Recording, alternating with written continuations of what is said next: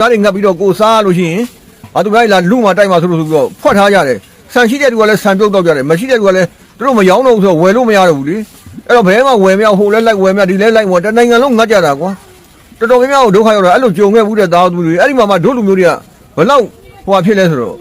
စန်တအိတ်နဲ့နွားတစ်ချင်းနဲ့လဲပြီးတော့စားတယ်တဲ့နော်အဲ့လိုလူမျိုးတွေလည်းရှိတဲ့သားသူမျိုးတွေတို့ကသမင်းစားမှဆန်စားမှအသက်ရှင်မယ်လို့ထင်ပါရှင်မိတ်ဆွေတို့တွေဘုခုတရလည်းရစိတ်ဝင်စားစရာလည်းကောင်းတဲ့ဗီဒီယိုလေးကိုရွေးချယ်ပြီးတင်ဆက်ပေးပါမယ်။ဘာဗီဒီယိုဖြစ်မလဲဆိုတာကိုတော့ကျွန်မနဲ့အတူတူပြီးဆုံးပြီးကြည့်လိုက်ကြအောင်။ဘာကြီးတို့ငငယ်တုန်းကတနိုင်ငံလုံးထမင်းငတ်တဲ့ပြဿနာတစ်ခါကြုံမှုတဲ့သားသူတွေအဲ့တော့ကဒီလိုဖုံးနေပါလိမပေါ်သေးဘူးနော်လေဒီယိုတွေတော့လူအိမ်တိုင်းမှာမရှိသေးဘူး။အဲ့ဒါဘလို့ဖြစ်လဲဆိုတော့ဘာကြီးကအဲ့တော့ဘကိုးရိုးမထဲမှာနေတာကွာဘာကြီးတို့နေတဲ့ရွာလည်းသေးသေးလေးဆန်စပါးလည်းထွက်တယ်လीကိုရွာတွေကထွက်တဲ့ဆန်စပါးကိုကိုရွာထဲမှာပဲစားကြတာနော်ဘယ်ဦးမှရောင်းတာမဟုတ်ဘူးအဲ့ဒါဘလို့ဖြစ်လဲဆိုတော့တနေ့ကျတော့ပင်လယ်ထဲမှာဆန်သင်းမောကြီးနစ်လို့တဲ့အဲ့ဒီတဲ့ကတဖြည်းဖြည်းပြန့်လာပြီးတော့ဟာဆန်သင်းမောကြီးနစ်တယ်ထမင်းတွေငတ်တော့မှာပဲဒုက္ခတွေရောက်တော့မှာပဲဆိုဆန်တွေမရောင်းတော့ဘဲနဲ့တောင်းသူတွေဆန်ရှိတဲ့လယ်သမားတွေကလည်းဖွက်ထားကြတယ်ကွာနော်ရောင်းရင်တော့မခင်လို့မင်းလို့ရောင်းရင်ညဘက်တိုးတိုးတိတ်ပြီးရောင်းတာတနိုင်ငံလုံးရှိတဲ့လူတွေကလည်း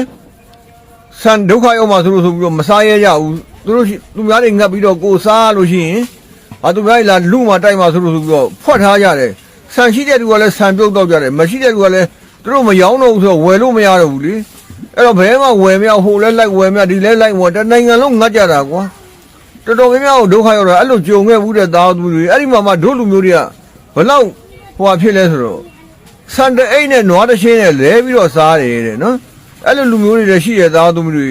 တို့ကသမင်းစားမှဆန်စားမှအသက်ရှင်မယ်လို့ထင်တာကွာနော်တကယ်လို့ဆန်ပြဿနာဖြစ်ရင်လေအာလူးစားမယ်ကွာတို့ဘကိုးရိုးမှတည်းမှာဆိုမြစ်တွေပြုတ်စားမယ်ကွာနောက်မဆုံးအမဲသားနဲ့မြစ်နဲ့ချက်စားမယ်ကွာမဟုတ်လားမဟုတ်ဘူးအဲ့ဒါကိုနွားတရှင်းနဲ့ဆန်တအိတ်နဲ့လဲဆန်တအိတ်ဘယ်လောက်စားမှာတို့မိသားစုတစ်လပေါ့တစ်လလဲစားပြီးတော့နွားတရှင်းလဲကုန်ဆန်တအိတ်လဲကုန်မနော်အဲ့လိုမျိုးတွေဖြစ်တဲ့သားသူတွေတော့တရင်ဆိုတာကလည်းမှန်တာမှားတာတဲ့တရင်ရဲ့အကျိုးပေးမှုပေါ့နော်ဒီသတင်းပေါ်ကိုတို့ကတအားခံစားပြီးတော့တအားလိုက်ပြီးစိုးရင်ထိတ်လန့်မှုတွေကအဲ့လိုတွေဖြစ်တတ်ပါတယ်လို့နော်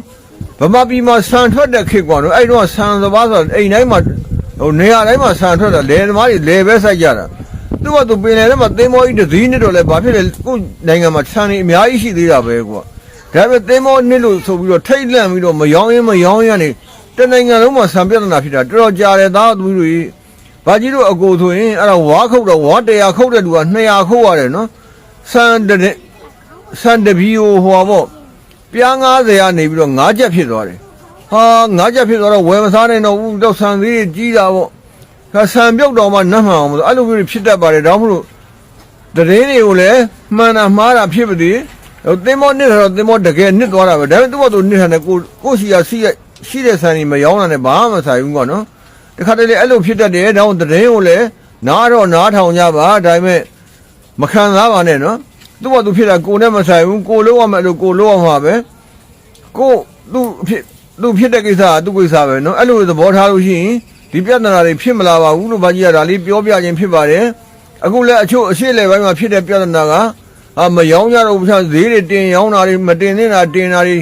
အဲ့လိုတွေဖြစ်ကြတယ်ဒါလေးတွေပြောပြခြင်းဖြစ်ပါတယ်အဲ့လိုသတင်းတော့မှလိုက်ခံစားပြီးတော့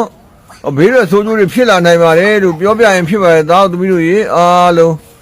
ဒါသမီးတွေဝါပြောတာရကြပါလေလိုတရကြပါစေလို့ကျွန်တော်ဗာကြီးအောင်မြောင်းတော့ကဆုတောင်းမြတ်တာပေးပို့ပါတယ်အားလုံးဆက်ချမ်းသာကိုကြမ်းပါလောက်ပါပဲရှင်ဒီဗီဒီယိုနဲ့ပတ်သက်လို့မိတ်ဆွေတို့အထင်ကြီးစချက်တွေနဲ့အကြံပြုချက်လေးတွေကို comment မှာရေးခဲ့ပေးလို့ရပါတယ်အခုလိုသူတအဆုံလေးနဲ့ဗီဒီယိုပေါင်းများစွာကိုဆင်ဆက်မပြတ်တင်ဆက်ပေးမှာမို့ကျမတို့ရဲ့ page လေးကို like and follow လုပ်ထားပေးပါဆုံးတီကြည့်ပေးတော့ကျေးဇူးတင်ပါတယ်နောက်ဗီဒီယိုမှာပြန်ဆုံကြမယ်နော်